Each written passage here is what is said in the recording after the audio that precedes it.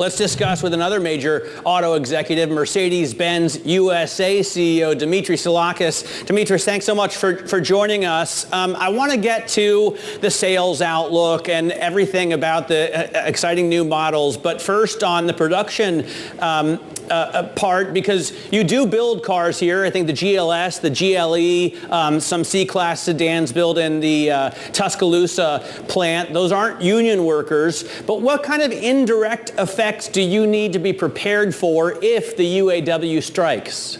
You're absolutely correct. We do produce in Alabama our GLE, GLS, but also our two electric vehicles, the EQE and the EQS SUV, and we do produce also in Charleston our Sprinter. So we're not directly affected from a potential strike, which we wish it does not take place, as our two factories are not under UAW. But obviously, any disruption and any issue will have will give some shocking waves out to the whole industry. Our focus is in our production, in the vehicles which we have recently launched in the markets, and again, we're looking to a solution which will not affect the industry all in all. And at what point, Dimitri, do you have to make decisions? Are you planning for that worst-case scenario right now? Does the supply chain allow you to wait to see how things play out over the next day before you have some kind of action plan in place? This I would defer to my colleagues who are running the factories in the U.S. I would rather stay on the sales and the marketing side, which is where I'm taking care of. Let's talk about the sales of Mercedes-Benz vehicles in the U.S. For a long time, you know, it was a constant fight between Mercedes and BMW. Who's the biggest volume producer of luxury vehicles in the world in the U.S.? Now it seems like you're more after margins than you are after volume. How's it look? I think we're after value, the value we create for our customers and the value that we create through our products. Also, we're in the middle of a change, of a switch or transition to an electric vehicle future. So our focus is in providing vehicles which have technology, which have characteristics that the customers like, and obviously build value out of our dealer network, which is serving our customers in the U.S. market. Dimitri, we just had a guest who suggested it would not be out of the world of possibility to see a recession in the United States heading into next year. Obviously, the luxury market has, generally speaking, held up so far with some economic uncertainty. What's your outlook for the luxury market? It is true that the luxury segment has been growing. There was also a pent-up demand out of the last couple of years' supply challenges. So the market has been in a growth. When I look to our ends, we've been delivering, design and we put in the market new products on the internal combustion engine field, but also in the electric vehicle side. So new products, very attractive, with lots of new technologies are coming to the market which attract the customers and obviously help us to keep growing, as you said, in a market which is getting, from an economic perspective, more tough.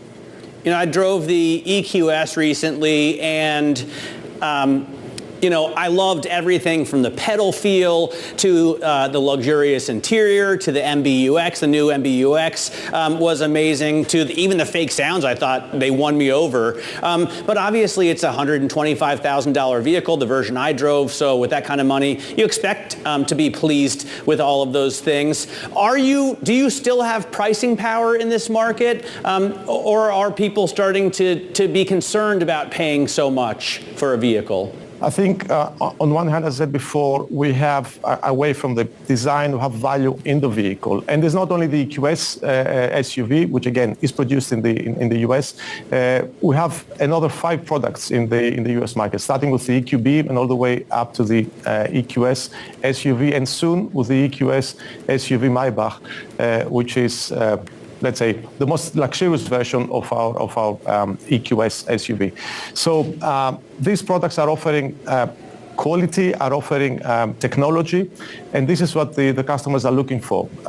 Obviously, in the last year, what has been more challenging is the high interest rates, and this is affecting obviously the market. But again, the customers can opt for a lower version, or let's say more attractive economically versions of our products. Obviously, in the EV market, Dimitri, before we let you go, the charging infrastructure has gotten so much attention. Mercedes embracing Tesla's North American charging standard. Walk us through what that process is going to be like for you.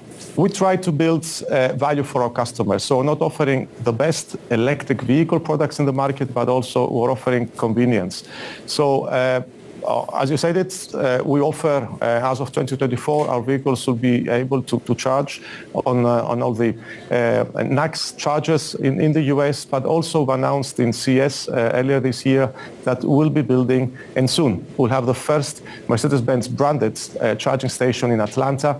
And further, we announced that along with another 6 automotive brands will develop our own charging network, high-performing charging network, coming up to 30,000 chargers in the next few years. So basically, our vehicles will be able to charge in every charging station in the US. And this, I think, is big.